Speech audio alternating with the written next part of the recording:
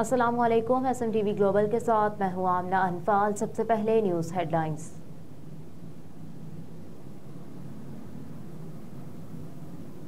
खैबर पख्तूनख्वा के लिए नामजद वज़ीर आला अली अमीन गंडापुर के वारंट गिरफ्तारी जारी। रहनुमा PTI अली अमीन गंडापुर के खिलाफ आज़ाद कश्मीर के इंतखाबात में ज़ाब्ता अखलाक की खिलाफ वर्जी का केस है। डिप्टी कमिश्नर डेरा इस्माइल खान को अली अमीन गंडापुर की गिरफ्तारी का मरासला भी जारी कर दिया गया, जिसमें अली अमीन गंडापुर को 28 फरवरी को इलेक्शन कमीशन आज़ाद कश्मीर के रूबरू पेश करने की हिदायत की गई है। याद रहे कि PTI रहनुमा अली अमीन गंडापुर के खिलाफ दरखास्त वकील राजा जुल्करनैन ने 2021 के इलेक्शन के दौरान दायर की थी।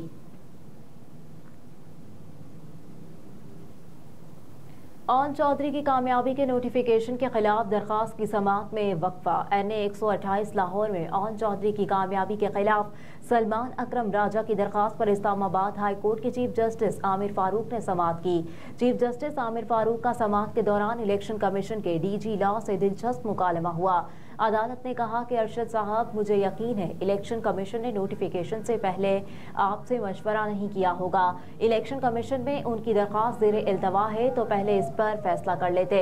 अदालत ने सवाल उठाया कि इलेक्शन कमीशन इनकी दरखास्तें सुनकर अगर इनके हक में फैसला कर देता है तो जिस पर DG law election commission Arshad Khan ने जवाब दिया कि तो फिर इलेक्शन कमीशन दुरुस्तगी कर देगा।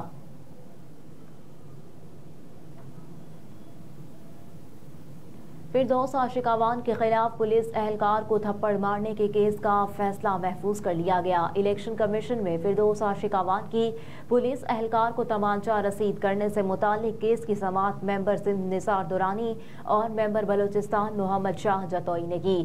केस की समाअत के दौरान रहनुमा IPP फिरदौस आशिकावान ने इलेक्शन कमीशन से मुआफी मांगते हुए तहरीरी जवाब जमा करा दिया। Member election commission Sindh Nisar Durrani ने दौरान समाअत फिरदौस आशिकावान से इस्तफसार किया कि आप कौन होती हैं कानून हाथ में लेने वाली। मेरे हलके में 381 पोलिंग स्टेशन थे, ये वाकया कहीं और नहीं हुआ। फिरदौस आशिकावान का अपने जवाब में कहना था कि जिस पोलिंग स्टेशन पर वाकया पेश आया वहां ठप्पे लग रहे थे और अजीब सा माहौल बना हुआ था।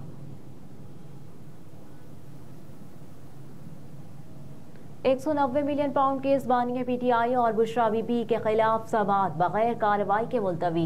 इस्लामाबाद की एहतसाब अदालत के जज मोहम्मद बशीर ने अडियाला जेल में समाअत करना थी। फाजिल जज की अदम दस्तयाबी के बाद समाअत बगैर कार्रवाई के मुलतवी हुई। जज मोहम्मद बशीर की अदम दस्तयाबी के बाद समाअत 20 फरवरी तक मुलतवी की गई। गुज़िश्ता समाअत पर भी फाजिल जज की अदम दस्तयाबी के बाद कार्रवाई न हो सकी।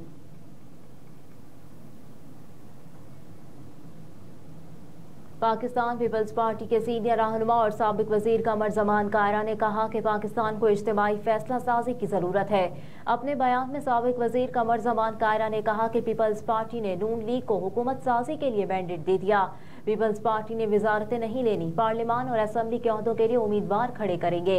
उन्होंने कहा कि PTI के साथ भी मिलकर चलते, लेकिन वो रास्ता बानिया PTI ने बंद कर दिया। बानिया PTI ने कहा कि 3 जमातों से बात नहीं होगी। पाकिस्तान को इज्तिमाई फैसला साजी की जरूरत है। सियासी जमातें इलेक्शन लड़ रही होती हैं तो दूसरी पार्टी की पॉलिसियों पर तनकीद की जाती है। कमर जमान कायरा ने कहा कि मौलाना फजलुर रहमान की नाराजगी आसिफ अली जरदारी से नहीं बनती। पीपल्स पार्टी JUI समेत तमाम जमातों से राब्ते कर रही है।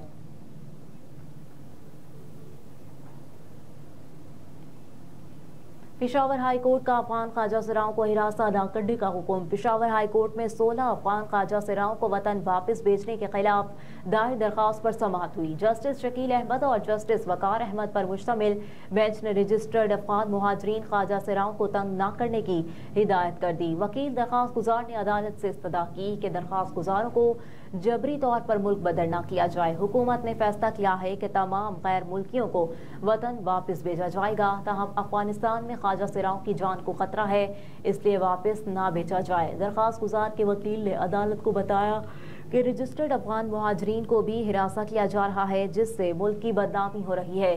POR कार्ड और दीगर दस्तावेज के बावजूद भी दरखास्त गुजारों को तंग किया जा रहा है।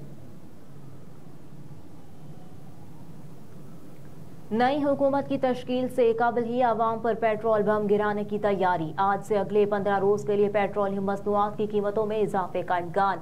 डीजल की कीमतों में 7.5 रुपए फी लीटर तक इजाफा होगा। ज़राए के मुताबिक पेट्रोल की कीमत में 1 रुपये 86 पैसे इजाफा हो सकता है, जबकि लाइट डीजल की कीमतों में 2 रुपये 82 पैसे फी लीटर तक इजाफे का इम्कान है। ज़राए ने कहा कि मट्टी के तेल की फी लीटर कीमत में 1 रुपये 7 पैसे इजाफा हो सकता है। बर्नेट ऑयल मार्केट में खाम तेल की कीमतों में इजाफा देखने को मिला।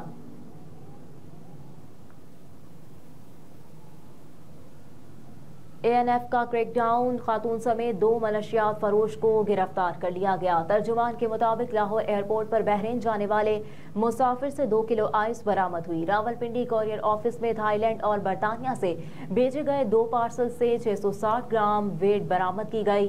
ANF की टीमों ने पसनी रोड तुर्बत से 99 किलो चर्स पकड़ ली, जबकि M1 मोटरवे इस्लामाबाद के करीब खातून से 1 किलो चर्स बरामद होने पर गिरफ्तार कर लिया। तर्जुमान ने कहा कि कारखानों मार्केट पेशावर में कॉरियर ऑफिस से मीरपुर खास भेजे जाने वाले पार्सल से 800 ग्राम आइस बरामद हुई। ज़ख़ाख़ील खैबर से 2 मुख्तलिफ कार्रवाइयों में 17 किलो चर्स पकड़ी गई।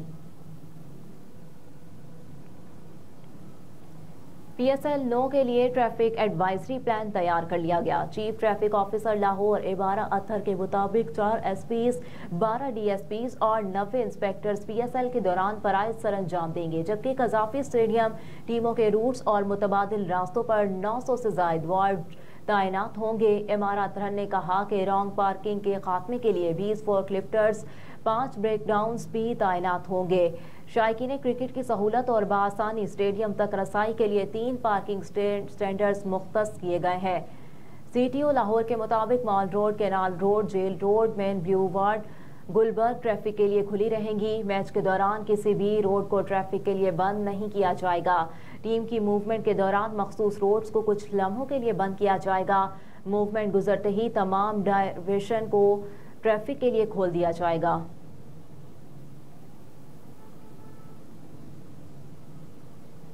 और इसराइली फौज का रफ़ा खान यूनस पर फ़ज़ाई हमला, मज़ीद 137 फ़लस्तीनी शहीद हो गए। मीडिया रिपोर्ट्स के मुताबिक इसराइली फौज ने रफ़ा और खान यूनस में फ़ज़ाई हमले किए। खान यूनस में अस्पताल के अहाते में शहरियों पर बराह रास्त गोलियां बरसा दी गई। गजा में इसराइली जारहियत के बायस 7 अक्टूबर से बाद अब तक 28,400 से ज़ायद फ़लस्तीनी शहीद हो चुके, जबकि 67,000 से ज़ायद ज़ख्मी हो चुके।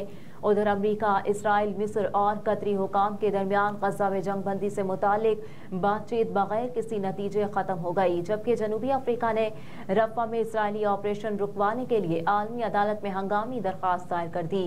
जनूबी अफ्रीका की जानिब से दायर की जाने वाली दरख्वास्त में आलमी अदालत से मुतालबा किया गया कि वो रफ़ा में इसराइल के ज़मीनी फौजी ऑपरेशन के फैसले का जायजा ले। रफ़ा में 13 लाख से ज़ायद बेघर फ़लस्तीनी पनाह लिए हुए हैं। इनमें बहुत सारों को पनाह के लिए अभी खैमों की सहूलत भी दस्तयाब नहीं हो सकी। ताहम अब इसराइली फ़ौज बेघर फ़लस्तीनियों की सबसे बड़ी आबादी पर एक मुकम्मल जारहाना जंगी यलगार करने की तैयारी कर चुकी है। हेडलाइंस आप जान चुके। न्यूज़ स्टूडियो से फिल वक्त इतना ही। आप देखते रहिए SM TV ग्लोबल।